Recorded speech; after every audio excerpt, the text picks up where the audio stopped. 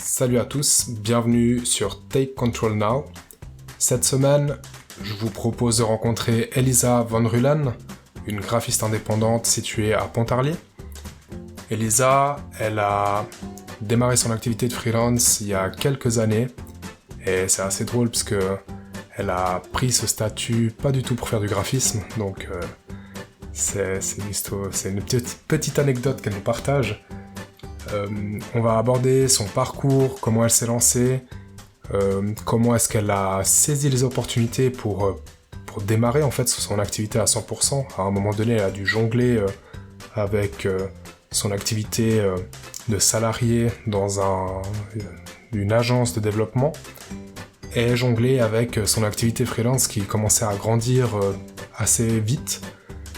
Comment est-ce qu'elle a saisi l'opportunité du Covid pour continuer à bâtir en fait son activité de freelance. Ce que j'ai trouvé super intéressant avec Elisa, c'est de discuter de l'avenir aussi. Comment est-ce qu'elle elle voit en fait son activité de freelance, comment est-ce qu'elle elle saisit ça et comment elle se voit à long terme, à plus ou moins long terme je dirais. À quel point pour certaines personnes, c'est pas forcément juste une question de croissance à l'infini, toujours à la recherche de plus. Par moment, et pour certaines personnes, c'est aussi très bien de pouvoir se poser, de ralentir, de faire mieux les choses, de les faire peut-être en pleine conscience. Et aujourd'hui, Elisa, ça lui convient parfaitement. Donc je la remercie pour son temps, je la remercie pour sa gentillesse. Du coup, place à notre épisode. Salut Elisa, comment vas-tu ? Salut Tony, ça va très bien, merci. Et toi? Bien, merci. Est-ce que tu peux commencer par te présenter qui tu es et que fais-tu ?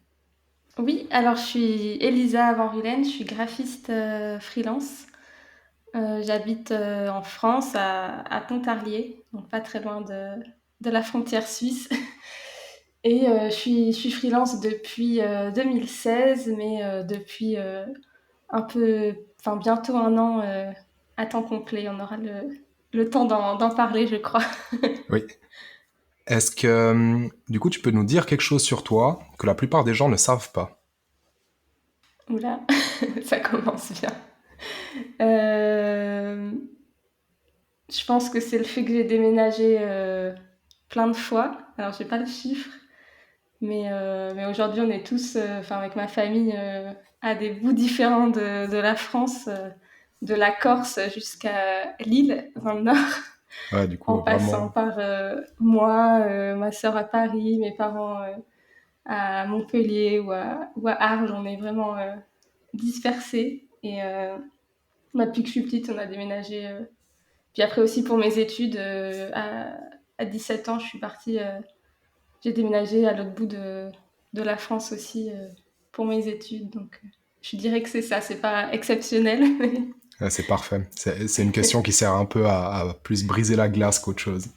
Mais du coup, c'est toujours cool de voir les anecdotes que tu peux sortir. Bah Euh, voilà. Merci.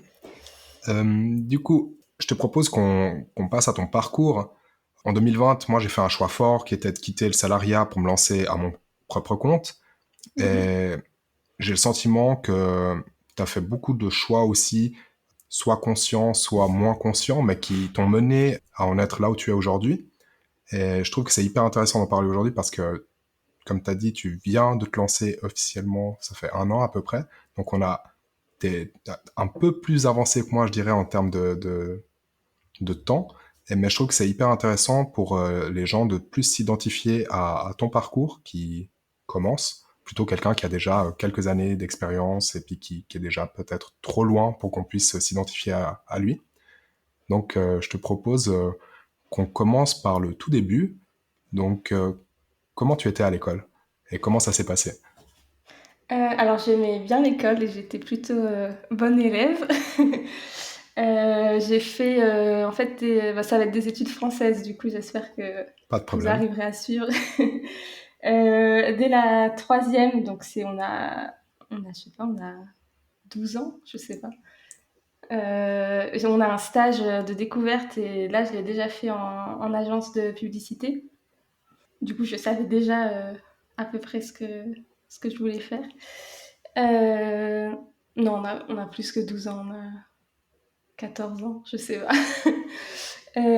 Du coup, j'ai déjà fait un stage là en agence et du coup, ensuite, j'ai orienté mes études pour aller dans ce domaine-là et j'ai fait un bac art appliqué. Donc là, on voit tout le design, tant design de mode, design graphique, architecture, design d'objets. C'est super varié. Puis on a de l'histoire de l'art. Et donc ça, c'est là que j'ai vraiment choisi que je voulais faire design graphique. Suite à ça, j'ai fait un BTS. C'est là que je suis partie du coup de chez mes parents pour poursuivre mes études. J'ai fait un BTS design graphique, communication et médias imprimés.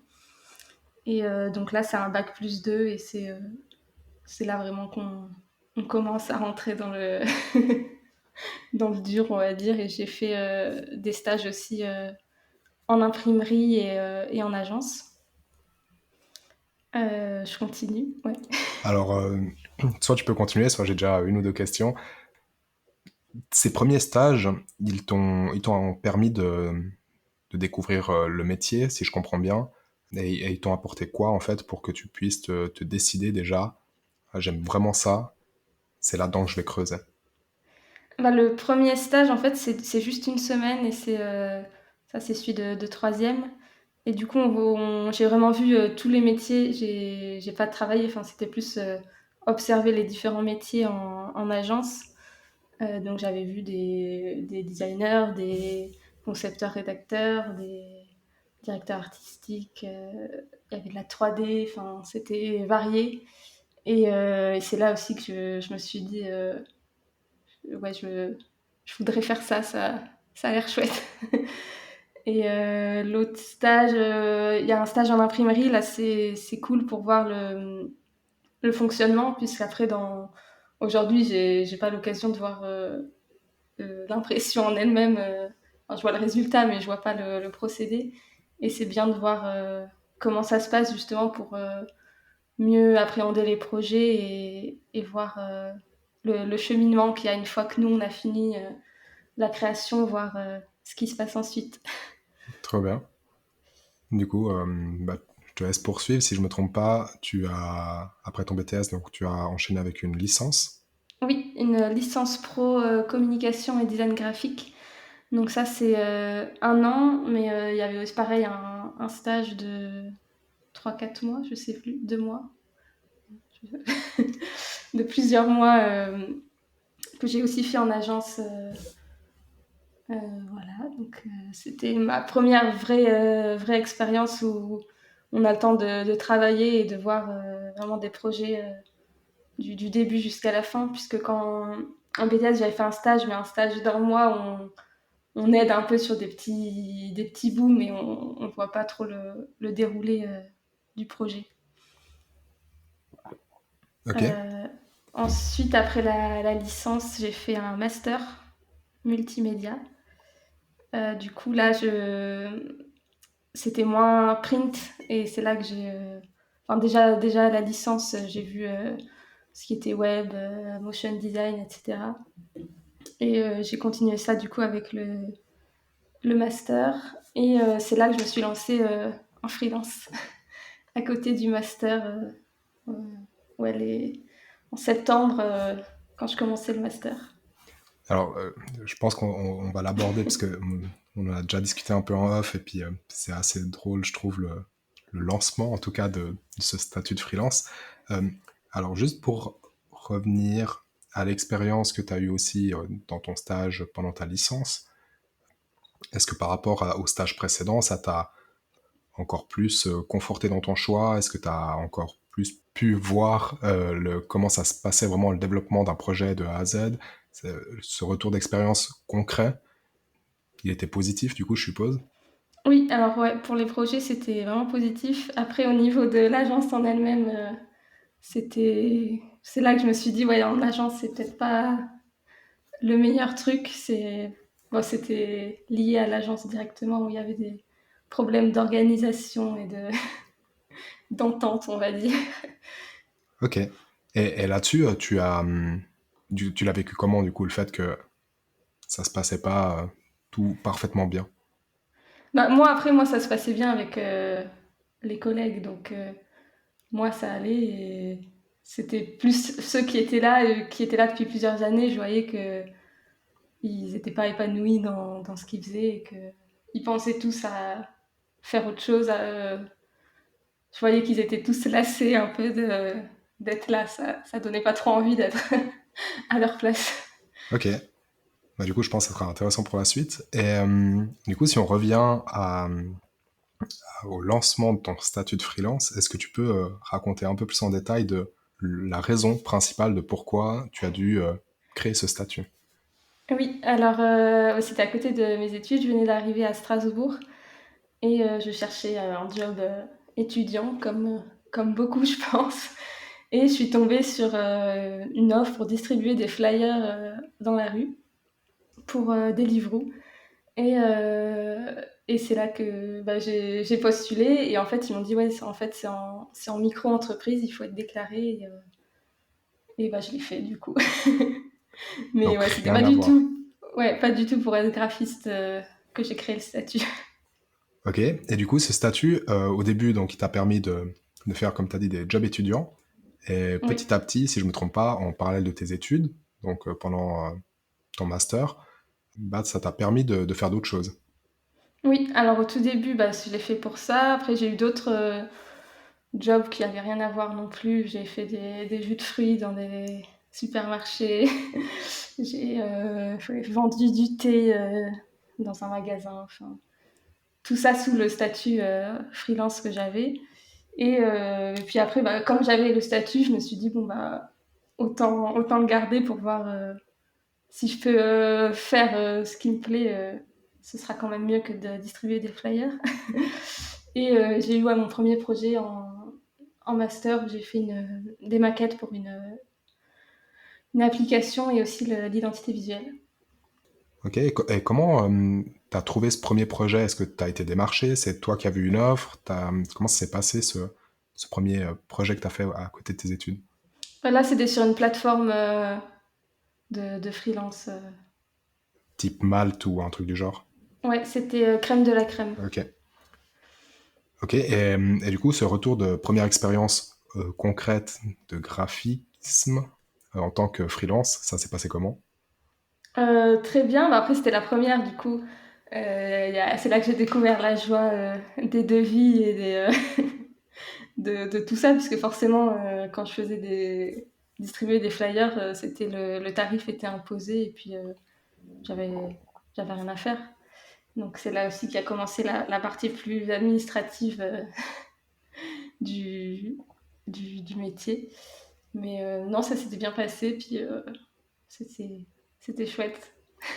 Et du coup, comment est-ce que t'as commencé à gérer toute cette partie qu'on voit peut-être un peu moins, mais qui est hors graphisme et design, donc tout ce qui est, comme tu as dit, l'administratif, la gestion des devis, la relation clientèle, pour ton premier mandat ou peut-être ceux qui ont suivi, comment est-ce que tu as commencé à mettre en place des choses ou comment est-ce que tu as commencé à rédiger tes devis et les retours que tu as dessus? Ouais, le début, c'était vraiment un peu de l'impro, on va dire. C'était, ouais, bah après, comme c'était via une plateforme, on faisait le devis en fait sur la plateforme. Il y avait c'était des cases à remplir, quoi. Donc il y avait pas, j'avais pas la question d'avoir toutes les informations légales correctes sur mon devis. C'était un peu facilité par le site. Mais après, au niveau relation client, ça s'était bien passé, c'était réussi. Ok, trop bien. Et du coup, au long de ton master, tu t'en as eu d'autres ou c'était le seul? Je crois que c'est le seul parce qu'après j'ai été en stage dès le mois de janvier, du coup, enfin de l'année d'après. Non, Ok, je sais plus. pas de Non, de problème. la deuxième année, ouais, j'étais en stage. Puis on avait le mémoire, du coup, c'est vrai que j'ai pas cherché à faire plus. Je suis restée inscrite sur la plateforme, mais je- j'attendais que ça vienne. C'était pas ma priorité. D'accord. Et ensuite, du coup, fini ton master, que tu as réussi, et où tu as eu aussi un stage, si je me trompe pas à ce moment-là. Oui, j'ai eu 2 stages, pour clôturer le master. Ok, Un premier qui était en agence, mais un peu, start-up, qui avait aussi créé, en fait, c'était une agence de com, mais pour leur start-up, en gros. Du coup, ça va, l'ambiance était chouette et c'était mais ça a pas très bien fini puisque bon, bah, c'est les startups donc ça n'existe plus aujourd'hui, mais c'était chouette, comme expérience. Et du coup, j'ai fait un deuxième stage, en agence, c'était dans l'autre sens. J'ai commencé par le stage en agence de communication à Strasbourg, et là, ça s'était, très bien passé. Du coup, comme mon deuxième stage, bah, ils allaient fermer. Du coup, le premier stage m'avait rappelé pour que si j'avais besoin de valider un stage, je pouvais y retourner pour, me, pour valider le master. ok, trop bien. Et du coup, fini ton master, fini tes Oui, stages, tu rentres sur le marché du travail, et à oui. ce moment-là, comment ça se passe? À ce moment-là, du coup, je suis à Strasbourg. Je cherche, un CDI. Pendant tout le long de mes études, je pensais, vouloir un CDI, en agence. Et pour moi, j'avais le freelance, mais c'était, à côté, quoi, pour faire un peu d'argent, à côté de mes études. Et c'était pas ma vocation, on va dire. Et donc j'ai cherché un job, au départ à Strasbourg, puis j'ai rejoint mon copain du coup qui était ici à Pontarlier, puisque je n'avais pas trouvé à Strasbourg. Enfin, ça s'est fait rapidement, au bout de 2 mois, je crois que je quittais, mon appartement et je le rejoignais. Et du coup, bah, comme j'étais ici, j'ai commencé à chercher, en Suisse, puisque côté France, là, il n'y a pas beaucoup d'agences, on va dire, sur Pontarlier. Et c'est là que j'ai trouvé, en mars 2019. Du coup, j'avais fini mes études en septembre. C'est là que j'ai trouvé, un CDI en agence en Suisse. Et de septembre à mars, j'ai fait des projets en freelance encore, mais c'était plus, ouais, en attendant de trouver, le CDI.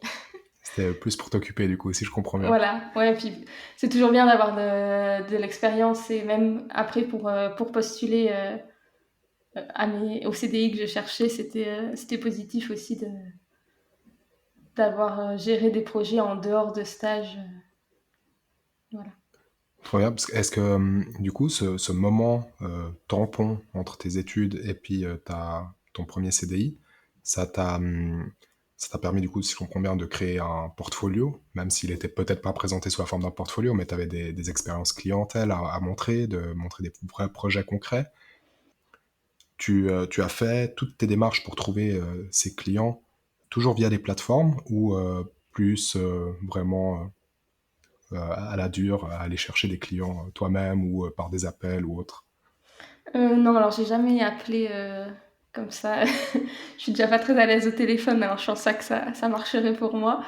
Mais oui, j'ai envoyé. En fait, je postulais, à des agences pour des CDI, et donc j'ai des agences qui me disaient, bah, nous on cherche pas de CDI, on cherche pas à embaucher quelqu'un, mais on a tel projet sur lequel, on pourrait te mettre, en freelance, vu qu'ils voyaient que j'étais freelance à côté. Et après, j'avais aussi des clients, directs, où là, il y en a un que j'avais trouvé par LinkedIn, mais ça s'est fait un peu, au hasard, et c'est encore, ma cliente aujourd'hui, du coup. Ok, Comme quoi, c'est pas. Enfin, on n'avait pas besoin de. de faire beaucoup de démarchage. Bah, là, dans mon cas, oui, c'est. Après, comme c'était pas mon but, je cherchais un CDI, c'était différent aussi. Mais du coup, tu ne cachais pas le fait que tu étais freelance à côté. Non, je le montrais comme un atout. Enfin, Ok. ouais. Et tu le montrais comme un atout, mais que tu comptais garder à côté de ton CDI si jamais tu étais prise ou que tu comptais abandonner si jamais tu étais prise. Je sais pas trop. Je pense que dans ma tête, j'allais arrêter. C'était. Parce que ouais, si j'avais eu un CDI à 100%, j'ai pas le temps j'avais pas envie de continuer à côté. Mais finalement, bah, j'ai trouvé un CDI qui était pas à 100%, du coup, j'ai continué. Ok, parfait. Donc, si on part sur cette aventure-là où du coup, tu as décroché ton CDI en Suisse, tu n'étais pas à 100%, donc si je me trompe pas, tu as commencé à 80 ou 80%. Voilà, enfin, C'est c'est la même ça, chose. 80. Ok. Comment? Je travaillais pas les vendredis, je Ok. travaillais 4 jours par semaine. Et du coup, comme j'avais le temps, on va dire, j'ai gardé mon, mon freelance. C'est aussi quelque chose que j'avais dû un peu négocier avec mon employeur, je faisais la même activité que l'agence, enfin le même domaine. Et après, comme je l'avais déjà en arrivant, enfin, il savait dans quoi il s'était embarqué, on va dire. Et donc, j'avais pu, comme l'agence était en Suisse, j'avais le droit à tous les clients hors Suisse, mais je n'avais pas le droit d'avoir des clients en Suisse. Ok. Et du coup, c'est un peu contradictoire avec ce que tu as dit juste avant, c'est que si jamais enfin, dans ta tête, tu voulais pas euh, continuer ton activité de freelance, et là, vu que tu avais un peu de temps, tu t'es quand même dit, bon, bah, je continue, puis j'ai envie de le faire pour pouvoir combler cette journée, et tu l'as fait parce que tu avais le temps, pour des questions d'argent, ou bien pour des questions d'expérience, vu que c'était tes premières missions. C'était quoi Bah, les en fait, raisons, en au fait? début de mon CDI, bah, du coup, il y avait la période d'essai où je me disais, bah, je vais pas arrêter si je continue pas, ce serait bête de perdre mes clients actuels et de perdre mon CDI en même temps. Du coup, au début, je continuais pour ça. Puis après, j'ai failli être licenciée économiquement par l'agence. Il y avait des problèmes de trésorerie.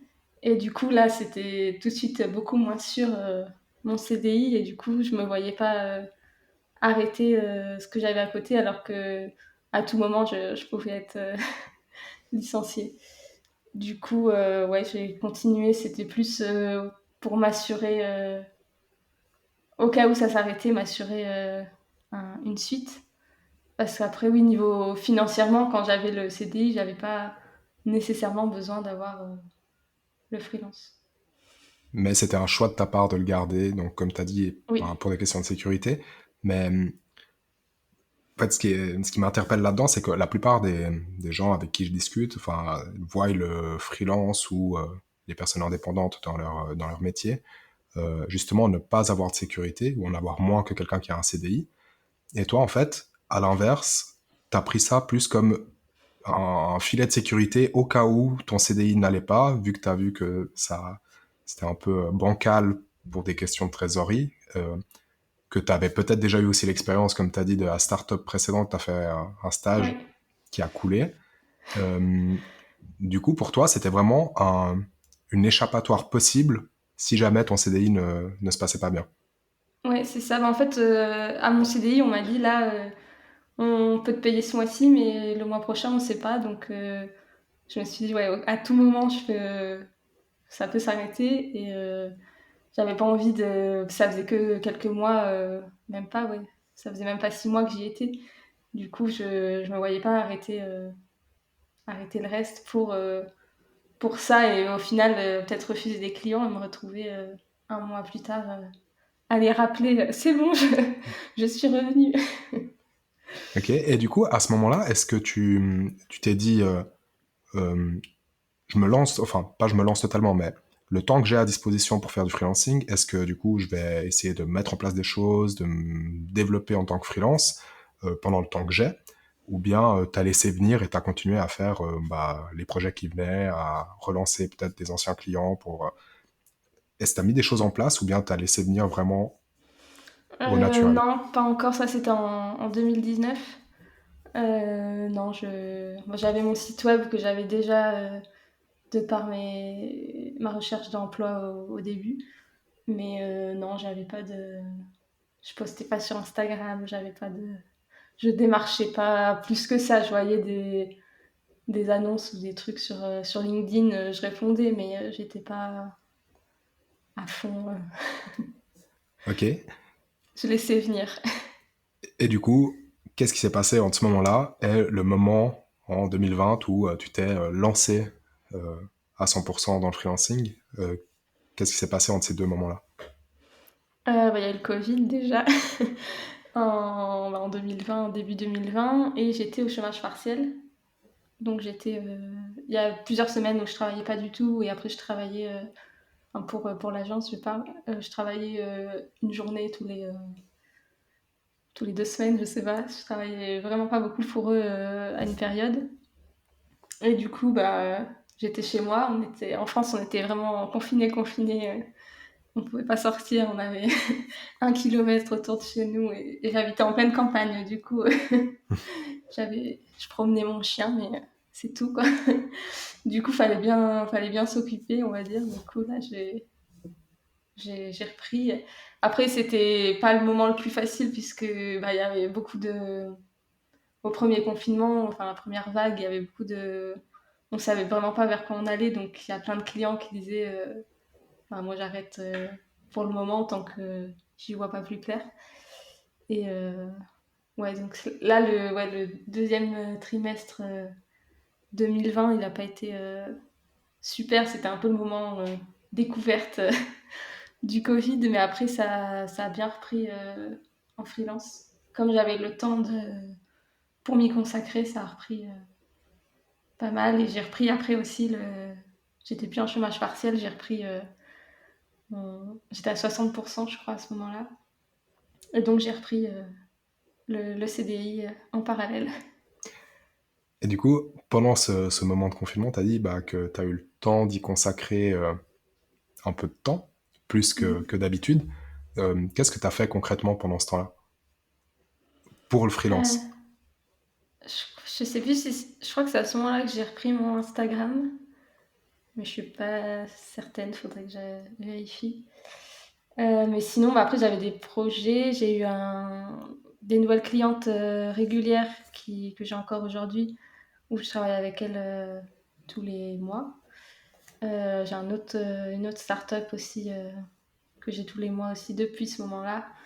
Et du coup, ça a ajouté, ouais, ça remplissait pas mal mes journées. Puis après, comme tout le monde, c'était au premier confinement, on profitait aussi de n'avoir rien à faire. C'était un peu la nouveauté. Du coup, au début, c'était sympa d'avoir rien à faire. Ok, et donc si je résume, tu as quand même un petit peu relancé ta communication sur le fait que tu étais freelance et que tu pouvais prendre des projets. Par rapport à ça, tu as justement décroché des nouveaux projets, tu as rencontré des nouveaux clients. Et du Mhm. coup, à ce moment-là, tu n'étais plus uniquement dédié à 20%, mais un peu plus, si je comprends bien. Ça s'est un peu amplifié, enfin, ça a pris de l'ampleur. Et tu es revenu, donc, après le premier confinement, tu as repris ton CDI à 100%, donc chômage partiel fini. Enfin, pas à 100%, à 60%, vu qu'à ce moment-là, tu étais à 60%, comme tu l'as dit. Et Oui. comment est-ce qu'à ce moment-là, donc reprise à 60%, plus ton activité de freelance, comment est-ce que tu as jonglé en fait entre les deux? C'est là, ouais, que c'était un peu compliqué puisque mon freelance avait eu le temps d'augmenter, et j'avais le temps à ce moment-là. Et après, ouais, j'ai eu les deux qui se chevauchaient. Donc là, c'était un peu d'organisation. Je travaillais pas pour le CDI, je travaillais pas le mercredi et le vendredi. Du coup, en fait, je travaillais les soirs, le mercredi, le vendredi, et puis le week-end aussi, quand j'avais pas le choix. Puis ouais, c'était une organisation puisque du coup, mes clients ont toujours su que j'avais le CDI à côté.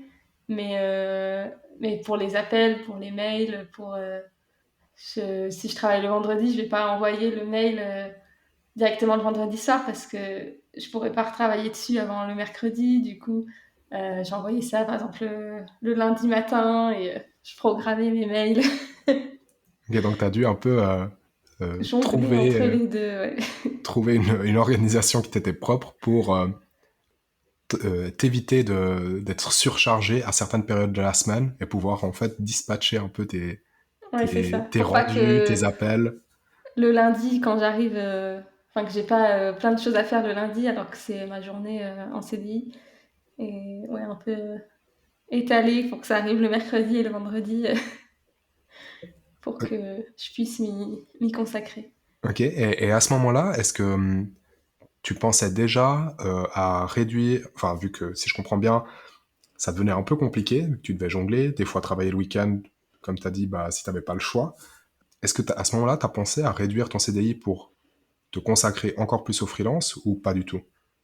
C'est un peu à ce moment-là, puis ça c'était l'été 2019 et j'ai arrêté mon CDI en novembre, pas 2019, 2020.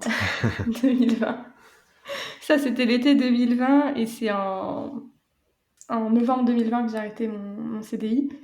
Et j'avais le préavis, donc ouais, je crois que c'est en août que j'ai annoncé l'arrêt du CDI. Ok, donc c'est à ce moment-là que vraiment tu y as réfléchi et puis c'est arrivé assez vite de demander l'arrêt du CDI pour pouvoir te consacrer au freelance.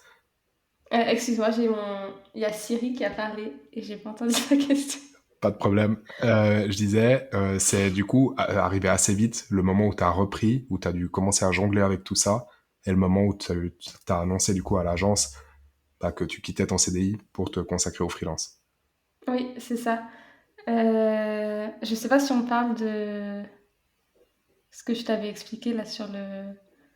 Oui, alors on peut en parler, puisque c'est une situation qui arrive peut-être pas souvent, vu que je suis pas convaincu qu'il y ait beaucoup de personnes dans ce cas-là, mais c'est hyper intéressant, je pense, de montrer, enfin d'expliquer la situation. Tu peux l'expliquer, tu arriveras à mieux l'expliquer que moi, je pense.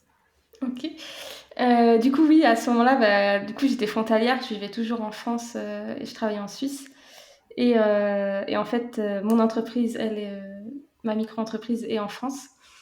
Et du coup, j'ai aussi eu des problèmes de. En fait, on a pas des quotas, mais des pourcentages de revenus qu'on peut pas faire en France ou à l'étranger.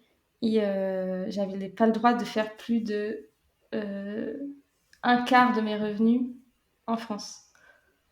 Vu que je faisais 75% en Suisse et 25% en France.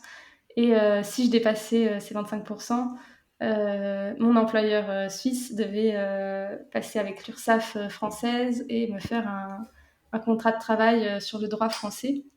Donc forcément, c'était beaucoup de complications pour l'agence puisque j'étais la seule frontalière et le droit français, c'était aussi me faire des fiches de paye comme on les fait en France, enfin, des taxes, les mêmes taxes sur les salaires qu'en France, l'assurance maladie, enfin ça levait plein d'autres trucs annexes, on va dire. Donc j'essayais un peu de rester sous les 25% de freelance, enfin de revenus freelance. Et sauf que là, c'était au moment où je passais au-dessus que c'était plus possible, quoi. Et il fallait un peu choisir entre les deux. Soit je reste dans le CDI, mais je fais attention à pas dépasser la limite. Soit je dépasse et j'arrête le CDI. C'est pour ça que je trouvais hyper intéressant que tu en parles, parce que en fait, ça démontre que c'était un peu malgré toi, mais au final, grâce à tout ce que tu as mis en place côté freelance, que tu es arrivé à un moment où c'est un peu l'administration qui t'a poussé à devoir choisir, est-ce que je me lance totalement ou est-ce que bah, je dois réduire, freiner cette activité-là pour pouvoir continuer à travailler bah, pour l'agence qui était en Suisse. Et du coup, c'est assez intéressant de voir que c'est des questions administratives qui t'ont poussé à cette réflexion, j'ai l'impression. Ouais, oui, c'était pas vraiment un choix. Je pense que si il n'y avait pas ces questions de pourcentage, j'aurais encore continué comme ça quelques mois, du moins, jusqu'à ce que j'ai vraiment plus de temps dans mes semaines et qu'il faille choisir. Mais ouais, là, c'était un peu le dilemme. Soit je reste, mais bon, comme je disais, il y avait eu des problèmes de trésorerie avant le Covid et puis avec le Covid également, forcément, à l'agence. Donc je me disais, si j'arrête tous mes clients, enfin, ou que je freine au moins mes clients pour pas passer les 25 et que dans un mois, 2 mois, je perds mon CDI, je vais repartir un peu du début. Alors qu'à l'inverse, je me disais, si j'ai plus le CDI, j'ai mes clients et si je perds un client, c'est pas la même proportion de revenus. Quand on perd un client, on en trouvera un autre et ça va. Et aussi parce que je savais que l'agence allait ils voulaient faire appel à moi en freelance. Donc ça me faisait aussi un client en plus assez sûr pour les premiers mois. Ok, donc ça t'a réconforté, enfin tout ce que tu viens de dire, ça t'a réconforté dans ton choix de te dire, bon bah je vais tester le freelance parce que je pense que c'est le bon moment, parce que je suis poussé à le faire un peu, et parce qu'aussi t'avais déjà plein de choses en place qui te permettaient de le faire. Ouais, j'avais déjà des clients réguliers. Au côté administratif, c'est bon, je maîtrisais les devis, la compta. Ça va, c'était plus nouveau. Et j'avais déjà ouais, des clients réguliers qui me recommandent. Enfin, j'étais pas toute nouvelle dans le, dans le freelance. Et ouais, comme j'avais l'agence qui voulait me continuer à faire appel à moi, c'était aussi une sécurité. Si je trouve pas plus de clients, bah, j'ai déjà ceux que j'ai et l'agence qui sera là. Trop bien. Du coup, fini l'agence, en CDI en tout cas, Oui. et tu te lances officiellement, donc si je me trompe pas, en novembre 2020. En- Ouais, c'est ça, j'ai fini le CDI fin novembre après les dernières semaines, je travaillais, j'avais posé tous mes congés, du coup, je travaillais un jour ou deux par semaine pendant un mois, donc c'était aussi une transition. Et au 30 novembre, j'avais fini le CDI et ça y est, 100% freelance. Voilà, et du coup, ça c'est ton projet actuel, enfin ton quotidien. Oui. Et comment est-ce que ça se passe, ton activité de freelance au quotidien? Bah, pour l'instant, ça va, ça roule. Euh, j'ai des clients que j'avais déjà qui sont encore là et qui m'ont recommandé à d'autres et petit à petit, ça s'ajoute. Et l'agence qui fait aussi appel à moi de temps en temps pour des projets. Et voilà, d'autres agences aussi qui me refilent des projets en sous-traitance. Ça va bien. Trop bien. Et aujourd'hui, tu offres quoi comme service concrètement à tes clients? C'est uniquement les identités visuelles, c'est les réflexions plus larges sur toutes les chartes graphiques, je sais pas, d'une grosse boîte. Enfin, comment ça se passe vraiment tes projets concrètement? C'est quoi les services que tu offres? Alors, je crée des identités visuelles. Je crée ou on dit une refonte quand il y a une identité visuelle qui existe et qu'on la retravaille. Donc, je crée et je fais des identités visuelles pour des entreprises. Je crée des supports de communication, qu'ils soient print ou digital. Donc, ça peut être des flyers, des, des PowerPoint, qu'est-ce qu'il y a des catalogues, des books de formation, des e-books, des livres blancs, des illustrations pour des posts pour les réseaux sociaux, et puis des sites web où là je m'occupe du web design et je travaille avec une développeuse qui elle fait la partie technique. Ok. Donc un panel assez large de tout ce qui est dans le graphisme et les identités visuelles. Oui, c'est ça.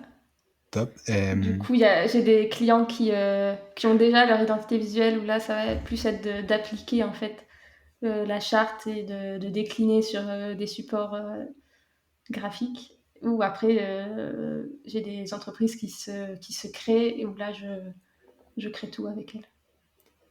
parfait. Et si je reviens en fait un peu dans ton parcours, tu as mentionné à un moment donné que tu avais fait appel, enfin, tu avais utilisé une plateforme de mise en relation client freelance, en gros, c'était crème de la crème.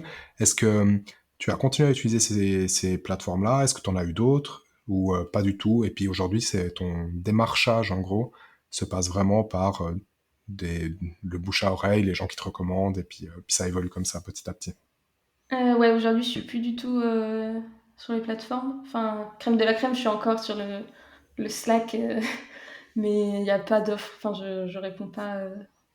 Parce qu'après, souvent, c'est des offres en régulières, on va dire, par exemple, 4 jours par semaine pour telle entreprise, et c'est pas ce que je recherche. C'est trop salariat.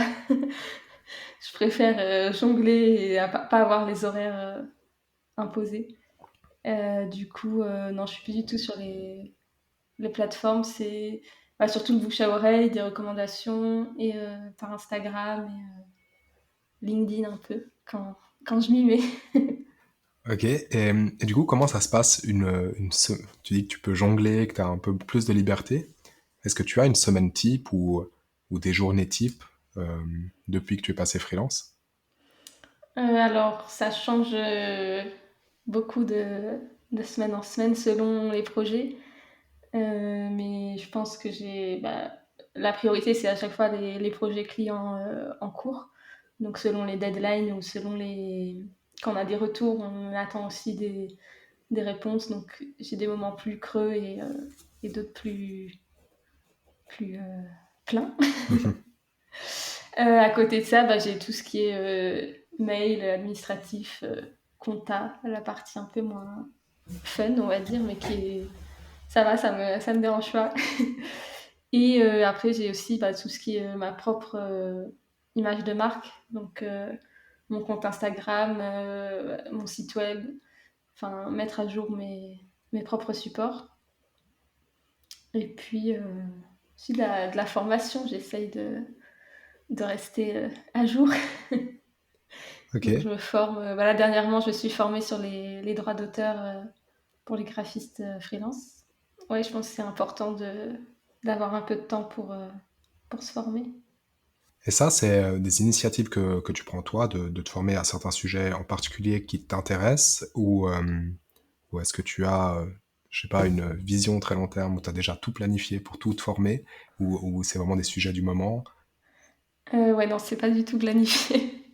C'est plus. Voilà, c'était une formation que j'ai parlé avec la créatrice et je l'ai prise cet été parce que c'était plus calme et que j'avais aussi le moment de m'y consacrer. Mais sinon, non, je sais pas te dire sur quoi je me formerai dans 6 mois. Et c'est quelque chose que toi tu recherches activement à te former, à te tenir à jour sur bah, les identités graphiques évoluent beaucoup, même si il y a des tendances comme un peu la mode, j'ai l'impression. Et du coup, tu dois les suivre si tu veux être toujours, j'ai l'impression, au goût du jour dans ton domaine d'activité. Comment est-ce que tu le fais au quotidien? Est-ce que tu fais de la veille? Comment tu gères ça? Ouais, il y a une grande partie de veille, que ce soit sur Instagram ou sur Behance, Pinterest ou d'autres, même suivre ce que d'autres agences font. Mais ouais, c'est un peu au quotidien. On se suit les uns les autres et on voit ce que chacun fait. Ok. Et du coup, maintenant, si je prends ton quotidien, donc tu as dit que c'est fini le salariat, que tu es contente de pouvoir être un peu plus libre. Comment est-ce que tu gères en fait, que ce soit ton temps, les projets, les pauses, donc les moments de flottement et de rush, les finances aussi, puisque du coup, passer freelance, bah, ça fait que tu as des aléas, enfin, tes finances deviennent aléatoires un peu selon les mois, à Mhm. part si tu mets, je sais pas, en action, enfin, tu as Ouais, plein des de moyens revenus. voilà, Ouais. d'avoir des revenus un peu plus réguliers, typiquement en proposant des services réguliers à tes clients, puis c'est sous forme d'abonnement ou je sais pas. Mais du coup, comment est-ce que tu gères en fait toutes ces questions? En fait, maintenant tu es libre de tout ça, et Ouais. comment tu gères? Assez vaste comme question. Ce que j'aime bien, moi, c'est d'avoir ma propre organisation, de gérer comme moi je le veux. Ce qui change aussi, c'est d'être moi-même en contact avec les clients.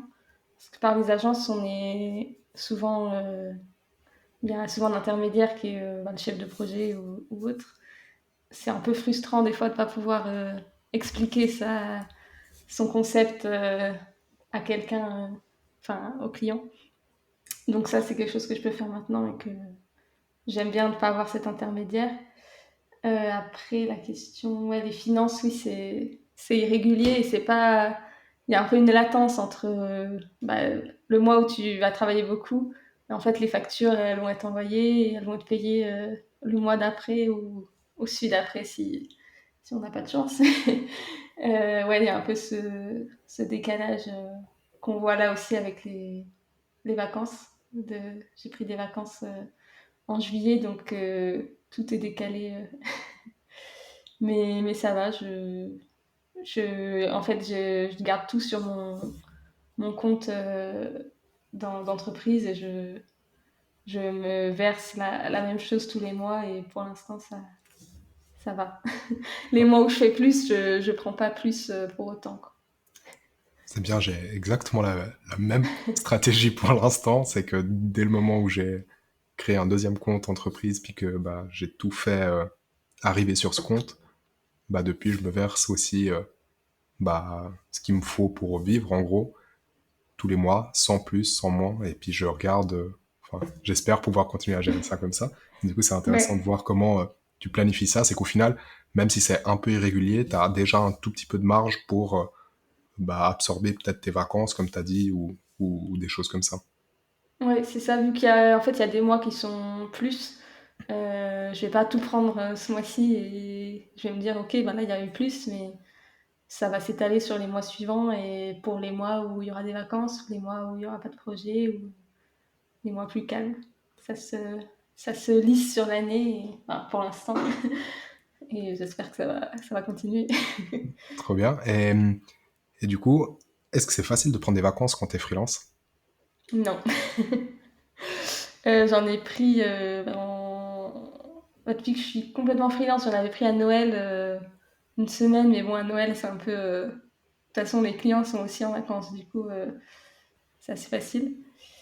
Mais là, j'ai pris 2 semaines en juillet. Je les ai annoncés longtemps avant, enfin longtemps, un mois et quelques avant. Et quand je signais des nouveaux projets, par exemple début juillet, j'avais signé pour une identité visuelle. Avec le devis, j'avais bien précisé, je ne serai pas là de temps à temps et forcément ça allonge les délais de livraison. Après, je pense que quand c'est 2 semaines, ça va, ils sont compréhensifs. Je pars pas 3 mois et surtout c'était l'été, donc j'ai pas eu de problème par rapport à ça. Après, c'est plus déconnecté qui est parfois difficile de. Là, j'avais pas pris mon ordinateur, donc j'avais pas le choix, mais on voit quand même les mails passer et ça laisse quand même un peu la tête au travail. Ok. Donc, si je comprends bien, enfin moi j'ai vécu un peu aussi cet été, vu que j'ai aussi décidé de prendre des vacances. Est-ce que tu dirais que c'est plus une question d'organisation et la relation que tu as avec tes clients qui te permettent de partir sereinement en vacances et puis de pas être en alarme constante et de te dire ah je vais recevoir un mail où mon client est en panique ou je sais pas. Est-ce que tu crois que c'est plus une Ouais, question d'organisation et puis la relation que tu maintiens avec tes clients? ouais, et oui, de les prévenir en avance pour pas que ils aient prévu de faire appel à toi et que tu dises non, mais dans 3 jours, je suis plus là. C'est de prévenir avant et d'anticiper, pas accepter 10 projets ce mois-là, alors que faut penser aussi au retour de vacances où là, on va avoir tout qui va nous attendre. Donc, ouais, anticiper et communiquer avec ses clients en amont pour qu'ils sachent que, que tu vas partir et que tu seras là à telle date pour continuer. Top. Est-ce que aujourd'hui tu dirais que c'est le rêve d'être passé freelance? Ouais, bah, forcément, il y a des hauts et des bas, mais dans l'ensemble, ouais, je trouve que c'est bien de voir le. En fait, quand on est salarié, on travaille, mais c'est pas. On n'a pas le résultat directement. Je sais pas comment expliquer. Là, ouais, je travaille, j'ai le résultat de mes efforts, on va dire. Si je travaille beaucoup, bah, j'aurai plus. Et si je veux être plus calme ou faire des demi-journées parce que c'est l'été, bah, forcément, j'aurai moins après. Mais ouais, c'est. Ouais. Ça te donne la liberté de choisir en tout cas. Ouais, c'est ça. Être plus flexible et puis, ouais, enfin, travailler pour soi, pour son objectif, son rêve et pas pour celui d'un patron. Ok. Est-ce que, du coup, par rapport à ça, est-ce que tu as déjà eu des moments de doute où, donc ça fait 1 an à peu près que tu t'es lancé, est-ce que tu as déjà eu des moments de doute et où tu t'es dit, au final, ça serait peut-être bien de retourner en CDI? Pas encore. Pour l'instant, je croise les doigts. Pour l'instant, j'y pense pas. Après, je sais que si un jour c'est difficile, bah, ce sera quelque chose que je ferai. Si, même si c'est pas un temps plein, mais si j'ai besoin d'un mi-temps pour m'assurer un revenu parce que c'est plus difficile. Mais là, non, pour l'instant, j'ai pas. Enfin, forcément, il y a des moments de doute. On se dit pourquoi je m'inflige ça alors que je pourrais juste être salarié et avoir mon salaire et pas avoir d'autres problèmes. Mais non, ça va, le positif l'emporte sur les doutes. Trop bien. Et du coup, vu que tu parles de ça, c'est quoi pour toi le plus positif ou les plus grands avantages que tu as dans ton mode de travail maintenant en tant que freelance? Bah, je pense que c'est ce que je disais, d'être flexible, d'avoir. Si je veux travailler à fond pendant 3 semaines, parce que. Je sais pas. Parce que j'ai envie de travailler à fond pendant 3 semaines, bah, je peux. Et après, au contraire, je peux être plus calme l'été, travailler. Pas besoin de faire 35 heures toutes les semaines. Enfin, 39 ou. Je sais plus combien c'est en Suisse. Ou 40 ou 42, ça Voilà. dépend.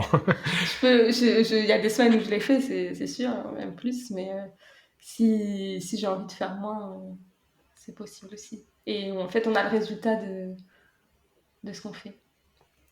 Et au contraire, du coup, ce qui te plaît le moins ou le plus gros inconvénient dans ce mode-là, c'est quoi? Je pense que c'est d'assurer enfin, d'avoir une vision plus loin. Parce que là, par exemple, j'ai des projets là, pour les semaines à venir, mais j'ai aucune idée du projet sur lequel je travaillerai en décembre, par exemple.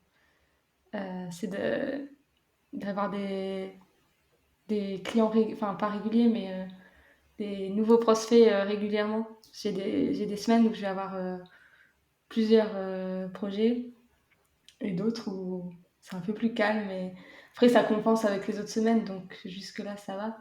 Mais ouais, je peux peut-être se projeter, voir, je sais pas dire dans 3 mois, le projet sur lequel je serai en train de travailler. Mais donc tu dis que c'est le plus gros inconvénient, ça te stresse ou au contraire c'est quelque chose qui te motive du coup à toujours être à l'affût pour chercher des nouvelles choses à faire, à essayer du coup de te vendre aux potentiels prospects, donc potentiels clients. C'est, c'est dans quel sens où tu penses que c'est un inconvénient? Ouais, des fois, c'est stressant parce qu'on se dit, on voit les projets en cours et on se dit, bah là, ces trois-là, ils vont finir le mois prochain. Et le mois d'après, bah, j'en ai pas encore. Mais au final, ça fait plusieurs mois que à chaque fois je me dis ça, puis en fait ça revient.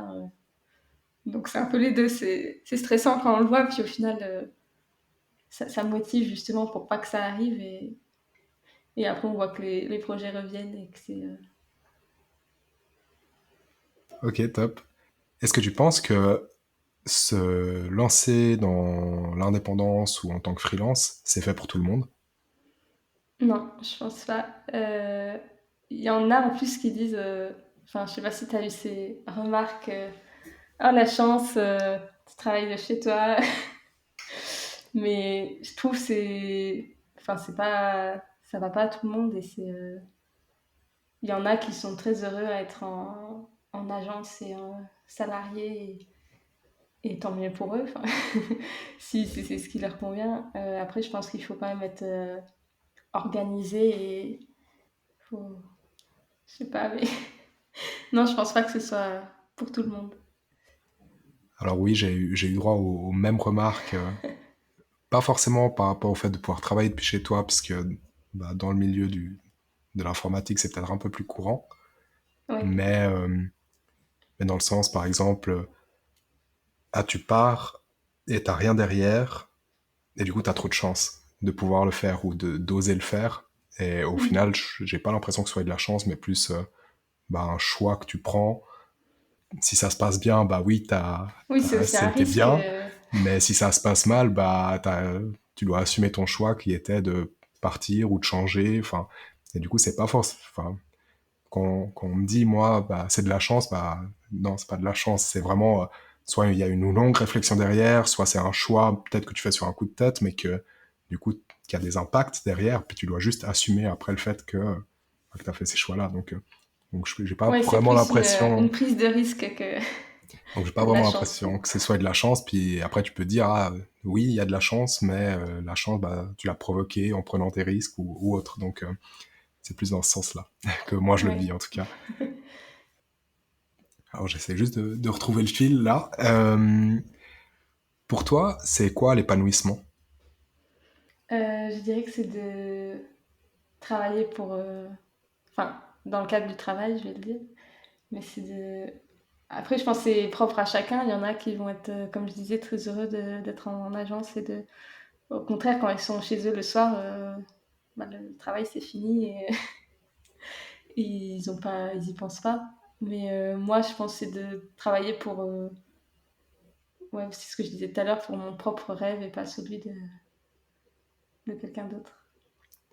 Ok. Est-ce que du coup ce process d'avoir en fait les cartes en main pour pouvoir croître et arriver à ton objectif, est-ce que pouvoir gérer ça comme tu veux, est-ce que pour toi tu pourrais définir que ça c'est le bonheur pour toi?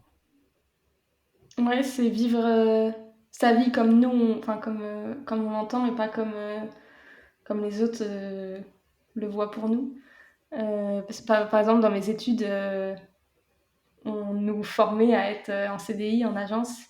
Et pour moi, c'était ça la réussite, on va dire. Alors que, ouais, c'est sans doute le cas pour beaucoup, mais il faut aussi voir ses propres envies et ce que nous-mêmes on veut et pas nos proches ou nos profs ou je sais pas qui. Donc aujourd'hui, tu peux dire que tu es plus heureuse que quand tu étais en CDI ou pas? Oui, si, oui. Ok. Alors je te propose de passer dans une autre section maintenant. Tu peux aussi toujours prendre le temps pour... Je vois. Oui, tu peux toujours prendre le temps pour répondre longuement aux questions, mais il y en a certaines qui sont un peu plus fermées. Donc Ok. sens-toi à l'aise. Est-ce que depuis que tu t'es lancé, tu as eu des difficultés dans certains domaines ou pas du tout? Oui, on va pas dire que c'était facile et que c'était. Oui, il y a des difficultés. Après, moi aussi, je pourrais parler de. J'ai eu un client où ça a mal fini cette année, en début d'année, je crois. Où en fait, on n'était pas. Enfin, on n'aurait même pas dû le faire ce projet, je pense.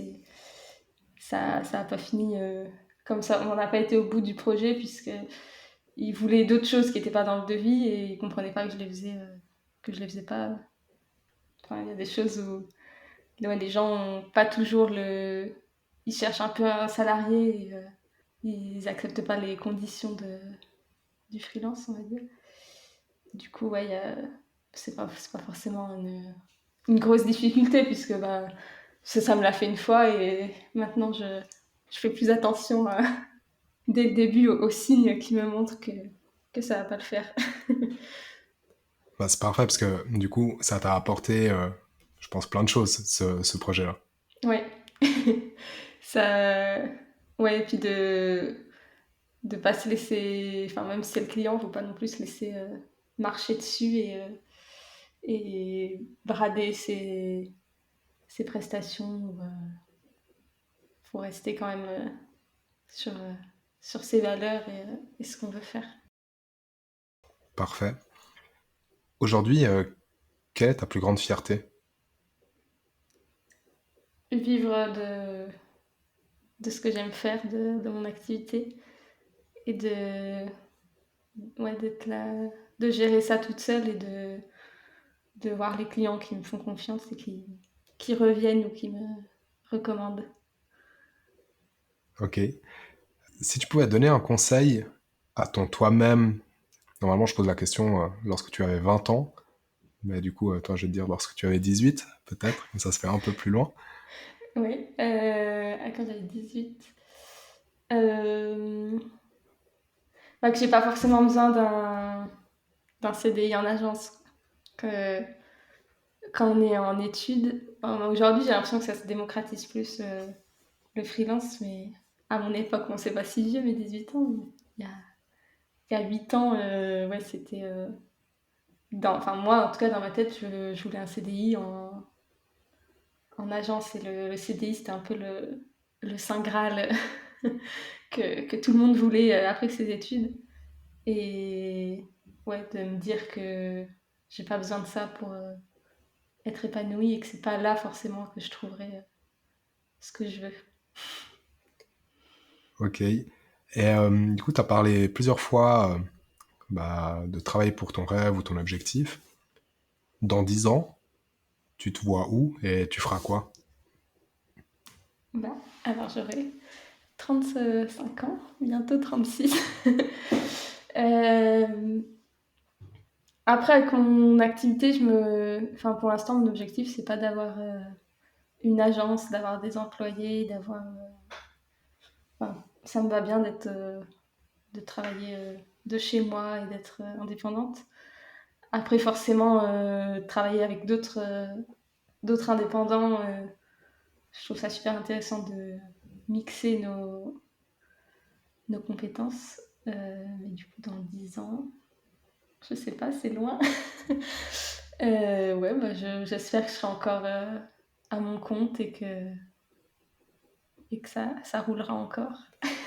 Ok. Et au niveau, tu as dit que tu as déménagé plein de fois jusqu'à aujourd'hui. Est-ce que tu penses que tu seras toujours basé à Pontarlier ou t'en as aucune idée? Tu penses peut-être pouvoir être n'importe où? Bah, c'est vrai que moi, j'ai pas de clients en plus sur place. Enfin, à part l'agence qui est à 1 heure, mais sinon, j'ai pas de clients sur place, donc j'ai pas vraiment de lieu. Je fais tout à distance la plupart du temps.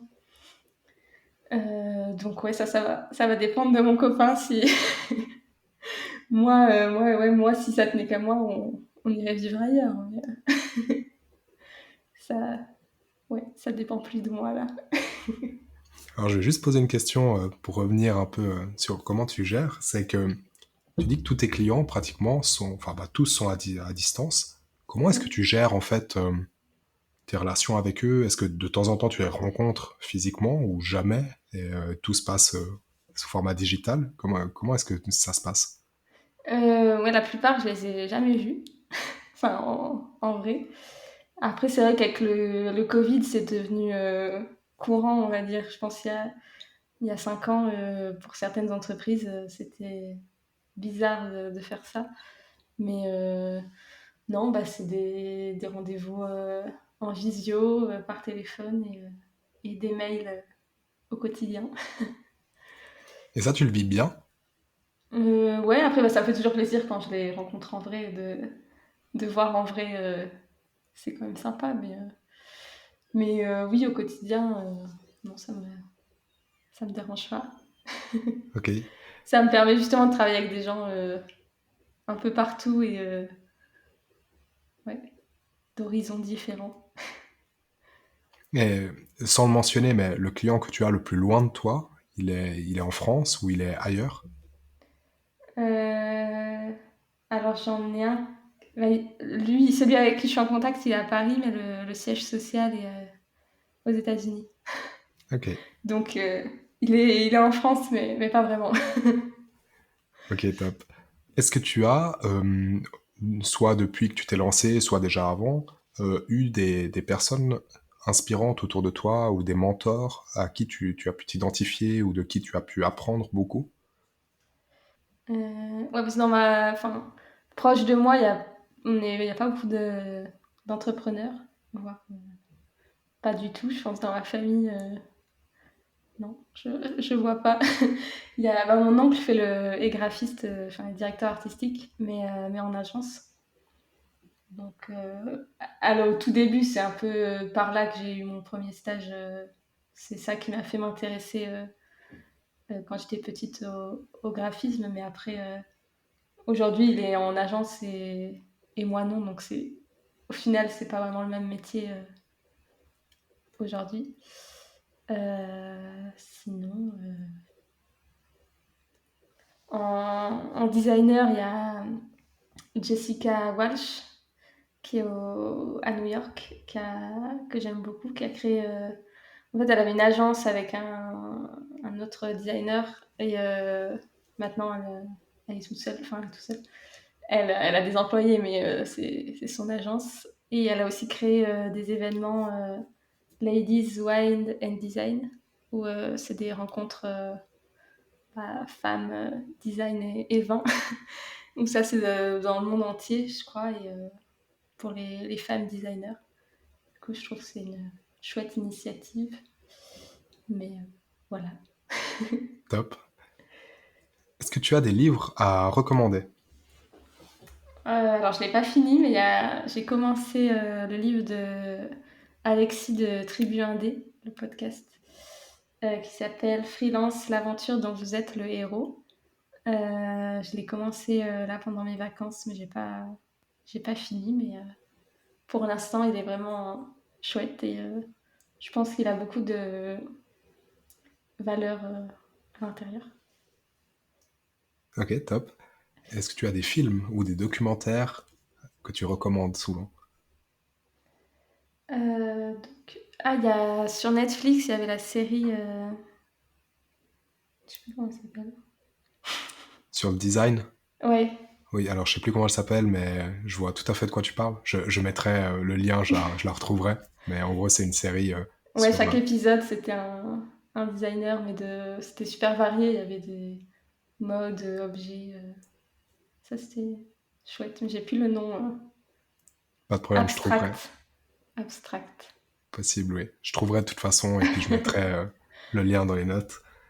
Est-ce que tu as une citation que t'aimes bien ou que tu te reconnais dedans?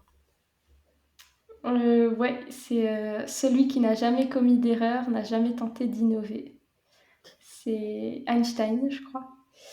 Et ouais, donc, en gros, si on fait rien, bah, on peut pas se tromper, quoi. Je suis totalement d'accord.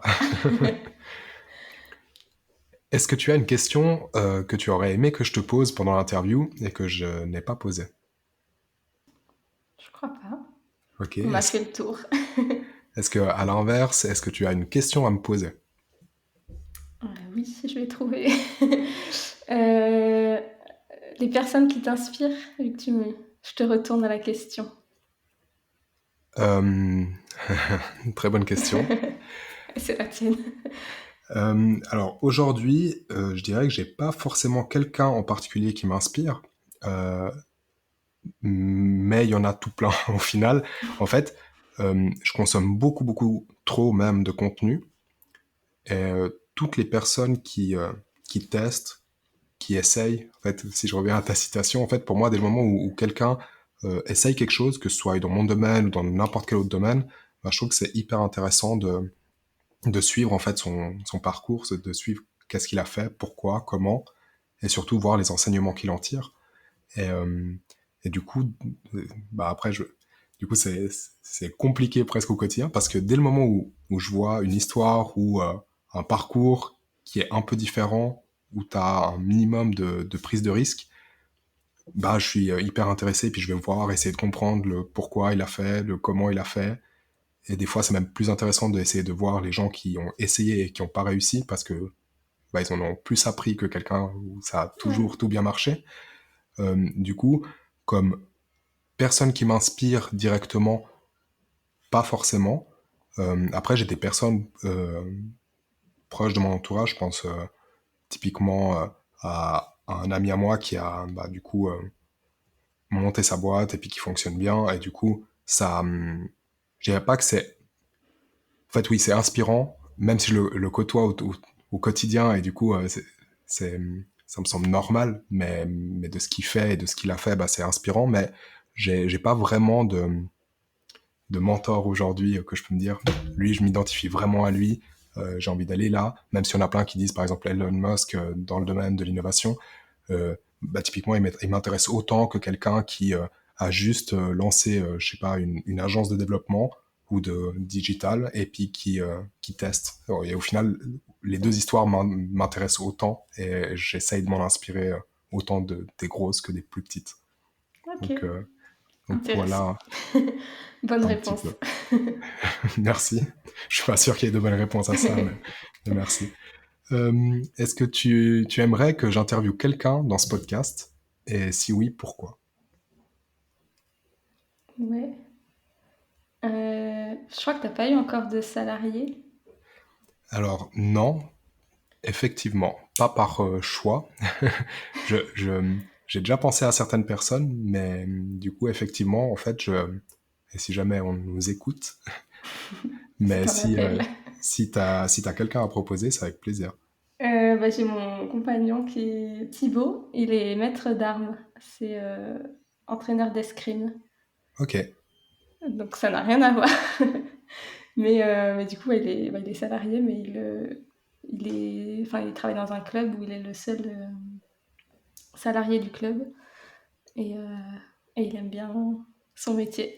ok, top. Bah justement, c'est ce que j'allais dire juste avant, c'est que si même il y a des gens qui écoutent et qui veulent partager leur expérience, moi, la seule chose qui m'intéresse, c'est de pouvoir, salarié ou pas, c'est de le faire je dirais, en pleine conscience et puis d'être OK avec la situation dans laquelle la personne est. Typiquement, moi, je pense qu'on peut très bien être salarié, être hyper épanoui parce qu'on a fait le choix de l'être, soit parce que à un moment donné, on a fait un changement de carrière, ou peut-être même pas, parce que ça a été notre vocation tout le long, mais on est en pleine conscience que on est épanoui dans ce qu'on fait, qu'on a réfléchi au fait de est-ce que c'est exactement ce que je veux faire ou pas, et puis que ça fait pas 40 ans que on est dans le même truc, et puis qu'on n'a jamais changé parce qu'on n'a pas voulu risquer. Donc Ouais, si c'est en pleine conscience, typiquement bah, ton compagnon qui du coup fait un métier, je dirais, atypique, puisqu'on en rencontre peut-être pas tous les jours, des maîtres c'est d'armes, sûr. bah, je pense que ça peut typiquement être une vocation et qu'il soit totalement épanoui et qu'il changerait peut-être pour rien au monde de métier. Et du coup, c'est intéressant, en fait, je pense, de discuter avec des personnes comme ça. Ok, bah je te donnerai son numéro. Avec plaisir. Est-ce que tu as un message à faire passer? C'est un peu ton moment pub, si tu veux. Donc, Ma pub. On peut me retrouver sur Instagram, Elisa Van Rulen, ou sur mon site elisavanrulen.com, ou LinkedIn Elisa Van Rulen. Donc voilà, on voit mieux ce que je fais avec des exemples de projets pour mieux comprendre mon travail. top. Je mettrai de toute façon tous les liens dans les notes de l'épisode. Parfait. Je te remercie. C'était un chouette Ouais. moment. Merci à toi pour l'invitation. Et du coup, je te souhaite plein de succès dans ton aventure freelance. Et j'espère Merci. que on pourra se revoir ou rééchanger là-dessus dans quelques temps pour voir comment on a évolué. Ouais, ça marche. Merci, à très vite. Ciao, ciao, merci. Voilà, l'épisode est déjà terminé. Si vous avez aimé ou si vous pensez que l'épisode plaira à quelqu'un de votre entourage, n'hésitez pas à le partager directement, à laisser un avis sur Apple Podcast, ça permet de référencer le podcast, donc ça serait super cool si vous prenez 2 minutes pour faire ça. N'hésitez pas à faire vos retours soit directement par email à hello@tonydias.com ou bien en me contactant sur la page Instagram du podcast, donc takecontrolnow.ch. Voilà, je vous souhaite une bonne journée et à bientôt pour un nouvel épisode.